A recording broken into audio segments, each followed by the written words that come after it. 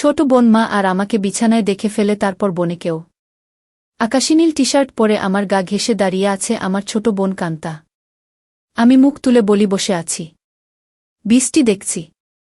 তা আমি দেখছি ভাইয়া, কিন্তু তোমাকে খুব বিষণ্ণতা, একাকিত্বের ভেতর ডুবে থাকা মনে হচ্ছে। তোমাকে আমি অনেকবার বলেছি জলি আপার আহ্বানে সাড়া দাও। জলি আপা তোমার জন্য পাগল। দুইজনে বসে বৃষ্টির খেলা দেখতে খুব মজা পাবে। কান্তা আমার 2 বছরের ছোট, ভীষণ চট্টে হাসি খুশি মেয়ে।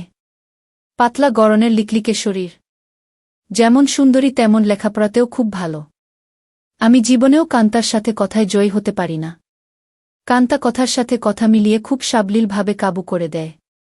আমাদের মাঝে খুব মিল, ভাই বোনের সম্পর্ক হলেও তুই তুকারি সম্পর্ক। বাহিরে গেলে কেউ বুঝতেই পারে না যে আমরা ভাই বোন, সবাই মনে করে বন্ধু। কান্তা জলিকে খুব ভালোবাসে, তাই কান্তার আশা আমি জলির সাথে প্রেম করি। জলিও অনেক দিন যাবৎ আমার সাথে সম্পর্ক করতে চেষ্টা করে যাচ্ছে। আমি প্রায় 1 বছর নেশায় আসক্ত ছিলাম। কান্তার কারণেই আমি সেখান থেকে ফেরত এসেছি। কান্তা আমাকে খুব ভালোবাসে।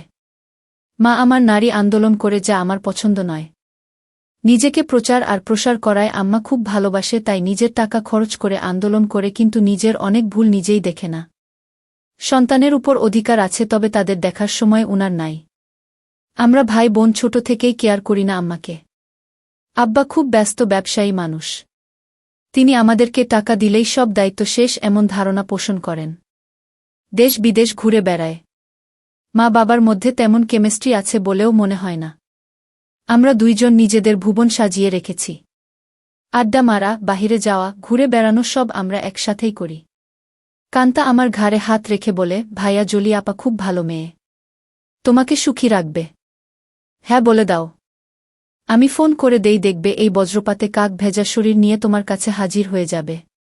কাকা ভেজা শরীর দিয়ে আমি কি করব? কি বলো ভাইয়া, মোস্ট রোমান্টিক দৃশ্য হল মেয়েদের ভেজা শরীর। তুই এত কিছু জানিস কি করে? কেন ভাইয়া, আমি কি ফিডার খাই? আমি এখনো বাচ্চা নাকি? তুই কি কারো জন্য ভিজিস নাকি? ভাইয়া, সিরিয়াল আছে না? তুমি শুরু করলে আমি চেষ্টা করতাম। তোমার জন্যই আমি কিছু করতে পারছি না। তোরে কে বাধা দিচ্ছে? যা খুশি কর।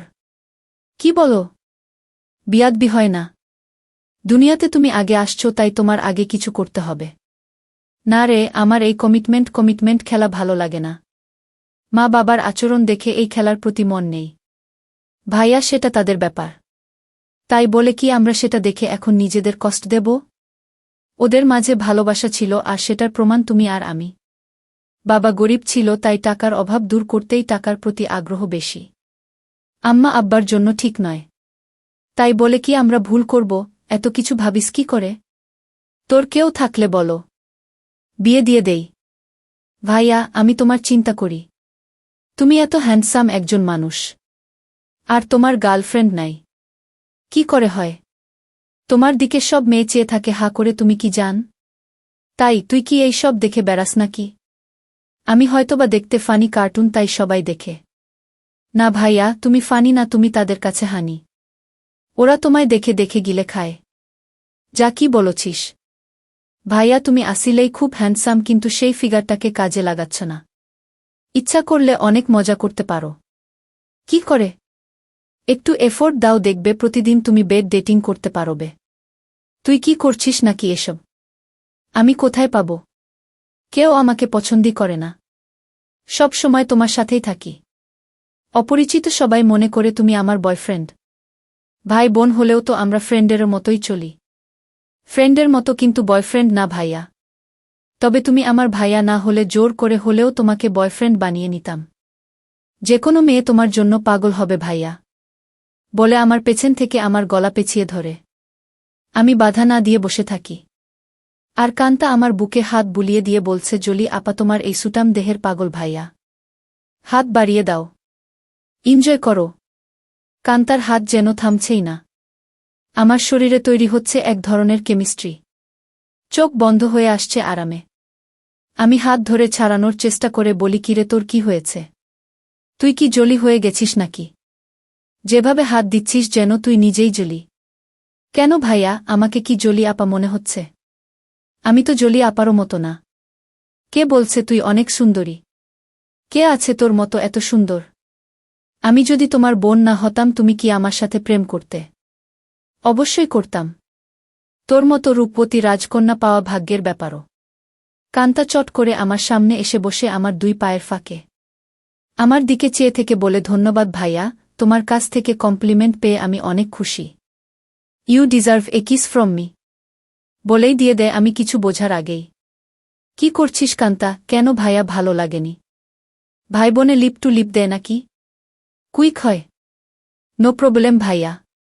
বলে আমার মুখের খুব কাছাকাছি মুখ রেখেই কথা বলছে। সত্যি বলতে কি আমার ভালোই লেগেছে। কান্তা যেমন বুঝে গেছে সেটা তাই চট করে বলে উঠে, ইউ এনজয় ইট ভাইয়া। আমার দিকে চেয়ে বলে, সরি ভাইয়া। উঠে দাঁড়িয়ে রোমে চলে যায়। আমি সেখানে বসে থাকি অনেকক্ষণ। কাজের মেয়ে ডাকে সাড়া দিয়ে খাবার খেতে যাই। কান্তা আজ খাবে না তাই আমি একাই খেয়ে রুমে গিয়ে ঘুমিয়ে যাই। কান্তার সাথে আমার দেখা হয় না আজ 2 দিন। লজ্জায় আমিও দেখা করার ইচ্ছা করিনি, কিন্তু আজ আমাদের নানিকে দেখতে যাওয়ার কথা এবং খালাতো ভাইয়ের বিয়ের ব্যাপারে আমাদের অনুষ্ঠানের পরিকল্পনা নিয়ে সকল আত্মীয়স্বজন নিয়ে মিটিং আছে সন্ধ্যায় খালার বাসায়। কান্তার মোবাইলে টেক্সট দিয়ে আমাকে জানিয়ে রেখে বলে সে খালার বাসায় চলে যাবে যেন আমি মিস না করি, কিন্তু নানির বাসায় সে যাবে না। আমি নানির বাসা থেকে খালার বাসায় গিয়ে দেখি সবাই বসে আছে। আমাদের মিটিং শেষ করে রাত 12। একটা হোভার ডেকে বাসায় আসি। প্রায় সবাই গাড়ি নিয়েছিল, কিন্তু কান্তা কারও লিফট নিতে নারাজ। বাসায় এসে যার যার রুমে চলে যাই। আম্মা জানতে চাইল মিটিং কেমন হলো এবং আমরা কি করব। আমরা দুইজনই কালকে বলব বলে বিদায় নেই। আম্মা শুধু বলল, আগামীকাল আমরা কক্সবাজার যাব, তোরা কি যেতে চাস নাকি? আমি বললাম না। কান্তা জবাব না দিয়ে চলে যায়। আব্বা আম্মা দুপুরের ফ্লাইটে কক্সবাজার চলে গেলে আমি আর কান্তা বাসায় বসে আছি। তখন কান্তা বলে, ভাইয়া চলো আজ আমরা বাহিরে ডিনার করি। আমি রাজি হতেই কান্তা ধন্যবাদ দিয়ে কাজের মেয়েকে বলে, আমরা রাতে খাবো না আজ। তুই ইচ্ছা করলে ছুটি নিতে পারিস। কালকেও আমরা থাকব না। আমাদের আগেই কাজের মেয়ে চলে যায় তার স্বামীর বাসায়। আমরা বিকালে বাহির হই ডিনারের জন্য। কান্তা ইচ্ছা করে খুব সুন্দর একটা ড্রেস পরে। দেখতে খুব সুন্দর লাগছিল। ড্রেস দেখে কেউ বলবে না আমি তার ভাই। ভাইয়ের সাথে ডিনার করতে যাচ্ছে। কান্তার চেয়ে থাকা যেন আমার ভালো লাগছে না। কি যেন সে বলতে চায়। কি যেন লুকিয়ে আছে কান্তার ভেতরে। ভাইয়া তুই আমার প্রতি রেগে আছিস। সেটা কিন্তু একটা ফান ছিল। কেমন করে যেন একটু বেশি হয়ে গেল। তাই না? সরি ভাইয়া। বাদ দে সেই কথা। আমরা তো ভাই বোন, কিন্তু বন্ধুও বটে। আমরা ডিনার করে রাত 10টায় আমরা বাসায় চলে আসি। কান্তা ড্রেস চেঞ্জ করে নিচে টিভি দেখতে আসলে দেখে আমি বসে আছি। ভাইয়া চেঞ্জ করে মুভি দেখব। আগামীকাল কয়েকজনকে ডেকে নিয়ে পার্টি দেব। কি বলো? বেশি না। তুই যাকে ইচ্ছা বলে দিস আসতে। আমি রাজি। যেন ওসব জিনিস না আনে। আমি একটা শর্ট পরে নিচে এসে একটা হিন্দি মুভি দেখছি। কান্তাও শর্ট পরা। মা বাবা না থাকলে আমরা প্রায় সময়ই তা পড়ি। অনেকক্ষণ কান্তা কোনো কথাই বলেনি। অন্য সময় মুভি পছন্দ না হলে বা সাউন্ড বেশি কম নিয়ে ঝগড়া করে। আমি প্রথম কথা বলি, কিরে কান্তা কফি খাবি? দাঁড়াও ভাইয়া আমি বানিয়ে নিয়ে আসি। বলেই কিচেনে চলে যায় এবং কেটলিতে পানির সুইচটা দিয়ে অপেক্ষা করে। আমিও গিয়ে পাশে দাঁড়াই আর বলি, তোর মন খারাপ নাকি? কিছু তো বল। না ভাইয়া, আমার সেই ভুলের জন্য খারাপ লাগছে। কি যে বলিস, কি হয়েছে? আমি কিছু মনে করি নাই। ভালোই লেগেছে। ভালোই লেগেছে কথাটা বললাম কারণ কান্তা যেন সহজ হয় একটু। তোমার ভালো লেগেছে? তা আমি তখনই বুঝেছিলাম। কফি নিয়ে আমরা সোফায় পাশাপাশি বসে টিভি দেখছি। কান্তা আমার গাড়ে মাথা রেখে বলে, ভাইয়ে তুমি আম্মা আব্বাকে বলে আমাকে বিয়ে দিয়ে দাও। এত তাড়াতাড়ি বিয়ে করতে চাস কেন? আমি না ভাইয়া, তুমিও করো। আমাদের তো আর লেখাপড়া করে চাকরি করতে হবে না। তাহলে এনজয় করি। কি বলো? দেখলে না তুমি আমার সাথেই কি মজা পাইলে। ভাবি হলে তো আরও পেতে নাকি? কেন? ভাবির কি 2টা মুখ? আলাদা মজা লাগত। আরে না ভাইয়া, মুখ একটা, জিহবা একটা ছাড়াও মজা লাগার আরও জায়গা আছে। আর সেদিন তুমি আমাকেই ভাবি মনে করে তোমার হাত অন্য জায়গারও খোঁজেছিল। কান্তা আমার কুলে মাথা রেখে বুক চেতিয়ে শুয়ে পড়ে। বলছি জলি আপাকে কালকে ডাক দাও আর ইচ্ছে মতো হাতাও। অনেক বড় বড় আছে জলি আপারগুলো। আমার এত বড় দরকার নাই। ছোটই ভালো। ছোট ভালো বলে আমারগুলির দিকে কুনজরে দেখছ কেন? কি বলছিস? আমি কুনজরে দেখছি তা তুই কি করে বুঝলি? ভাইয়া আমার মাথার নিচের থেকে সংকেত দিচ্ছে। আমি টের পাচ্ছি বলেই হা হা করে হেসে উঠে বসে আর বলে, ভাইয়া আমি এখন জলি আপাকে ফোন দেই। এই ধূপসি মোটা জলি আমার লাগবে না। তোমার কি আমার মতো শুকনা কাঠ পছন্দ? তবে জলি আপা কিন্তু এক্সপার্ট। শুনেছি খুব আনন্দ দেয়। আমাকে অনেক কিছু শিখিয়েছে বলে আমার চোখে চোখ রেখে কেমন একটা ইশারা দেয়। আর বলে, তুমি কিন্তু আমার বুকে হাত দিয়েছিলে ভাইয়া সেদিন। কি করছিস কান্তা? তোর কি লজ্জা নাই? কান্তা আজবসব কাজ করতে লাগল। আমি বললাম, কান্তা তুই কিন্তু অনেক দূর চলে যাচ্ছিস। ভাইয়া আমি অনেক দূর যাচ্ছি না। ভাইয়া এই মুহূর্তে আমার ভালো লাগছে তোমার জিনিসটা ধরে রাখতে। আর সেটাই সত্য। প্লিজ বাধা দিও না। কান্তা তুই আমার ছোট বোন। খুব আদরের। আমি চাই না সামান্য একটু ভুলের জন্য আমাদের জীবন নষ্ট হোক। ভুলের মাঝে আমরা বেঁচে থাকি। ভাইয়া আমাদের সম্পর্কে ফাটল ধরবে না। কান্তা এইসব তুই শিখলে কোথায়? ভাইয়া বয়স হয়েছে, মুভি দেখি আর আমার কাছে রাবারের একটা আছে। সেটা দিয়ে প্রতিরাত প্র্যাকটিস করি। সব শিক্ষার বড় শিক্ষা হলো সেটা। সব মেয়েদেরই বিয়ের আগে এই শিক্ষা অর্জন করা উচিত। অনেকক্ষণ আমাদের মাঝে কোনো কথা নেই, শুধু একে অপরের শ্বাসরুদ্ধকর মুহূর্তকে এনজয় করি। এত সুখ এত আয়েশ জীবনে পাই নাই। কান্তা আমার কানের কাছে বলে, ধন্যবাদ ভাইয়া। তুমি তো বাজিমাত করে দিয়েছ। আমার খালতো ভাই সোহানের বিয়ে আগামীকাল। আমরা খালাতো মামাতো ভাইবোন 15 জন। আর সোহান সবার বড়। ভাই 10 জন আর বোন 5 জন। এই প্রথম একজন ভাইয়ের বিয়ে। গত বছর সোহানের বোন লিজার বিয়ে হয়েছে। অনেক আনন্দ ফুর্তি করেছি আমরা। কান্তা আর লিজা আমাদের সকল ম্যানেজমেন্টের দায়িত্ব নিয়েছে। খুব ব্যস্ত। আজও সকাল সকাল চলে গেছে। সোহান ভাইয়াদের ছাদে ডিজে পার্টির আয়োজন হবে আজ রাতে। আব্বুর ক্লায়েন্ট থাকায় কানাডা থেকে আসছে। তাই সকাল সকাল হোটেল থেকে তাদের নিয়ে ব্রেকফাস্ট করে ফ্যাক্টরি পরিদর্শন করতে হবে। আম্মু অনেক রাগ করেছে কারণ আম্মু চায় বিয়ের বাড়িতে যেন থাকে। বিয়ের দিন সারাদিন ছুটি আছে বলে আব্বু চলে যায়। আমি 11টায় ঘুম থেকে উঠে দেখি সেজেগুজে বসে আছে, খালার বাসায় যাবে এবং সেখান থেকে মেয়ের বাড়িতে কিছু জিনিস নিয়ে যেতে হবে। আমাকে দেখেই বলে, কিরে আজ অন্তত একটু তাড়াতাড়ি উঠলে কি হয়? কাজের মেয়েকে না বলে আজ নিজেই নাস্তা দেয় আমাকে। আর ফোনে বড় খালার সাথে স্পিকারে দিয়ে কথা বলছে। ড্রাইভার আমাদের বাসার সামনে বসে আছে যেন তাড়াতাড়ি যায়। কি ব্যাপারও আম্মু আজ নিজে এত আদর করে নাস্তা দিচ্ছ ব্যস্ততার মাঝেও? ফোনে থেকেই আম্মু বলে, তুইও তো আম্মুকে আদর করে অনেক কিছু খাইছিস তাই। একটু চামচামি করছি যেন আসল জিনিসটা পাই। বড় খালা বলে, কার সাথে কথা বলছিস? ছাবিনা? ছাবিনা আমার মায়ের নাম। আপি অঙ্কিত। এখন ঘুম ভাঙল। সবাই ভাবছে অঙ্কিত রাগ করেছে। ওকে সাথে করে নিয়ে আয়। ফোনটা অঙ্কিতকে দে। আপি শুনছে, কথা বলো। এই অঙ্কিত, গতকাল আসলি না কেন? সবাই ভাবছে তুই রাগ করেছিস। কারো ফোন ধরিস নাই কাল বিকালে। রাগ করিব কেন? গতকাল আম্মুর একটা বিশেষ অ্যাসাইনমেন্ট নিয়ে ব্যস্ত ছিলাম। সেটা করে দিয়েছি। তাই আম্মু আজ খুব খুশি।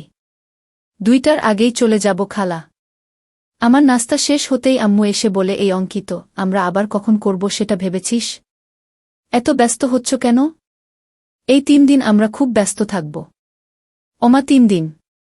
ড্রাইভার বাহিরে বসে আছে। এখন যাও। দেখি সময় করে একটা কিছু করে দিব।